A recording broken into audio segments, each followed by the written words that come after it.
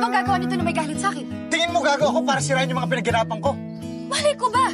Baka dahil sa galit mo, style mo lang magkunwaring okay ka, pero pagkatapos ng lahat, ipagbabasag mo lahat. Hindi galit akong galit. Pero wala akong rason para sirain yung mga pinaghirapan ko. Dahil gusto ko na matapos tong lecheng proyektong to para hindi na kita makita. Huwag kang mag-alala, Ino. Pagkatapos ng lahat na to, hindi mo na ako makikita. Malaya na kayo magpakasaya ni Roxanne. At malaya na rin kayo magpakasaya ni Kuya. Hindi kami ng kuya mo.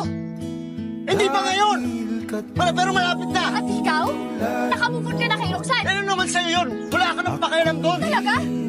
Ngayon pina-question ko kung totoo mo akong minahal dahil ang bilis mong makamove on. Wala kang karapatang questionin yung pagmamahal ko sa'yo. Dahil binigay ko sa'yo lahat. Pinaglaban kita sa magulang ko pero binaniwala mo lang lahat. Or in fact, ako pa nga dapat yung magtanong sa'yo eh. Minahal mo ba talaga ako? Pasensya ka na, wala akong kotse ng mga panahon tayo! Ang kapal ng mukha mo, minahal kita! Minahal kita ng sobra-sobra! Kung ano man yung iniisip mo, hindi yan totoo!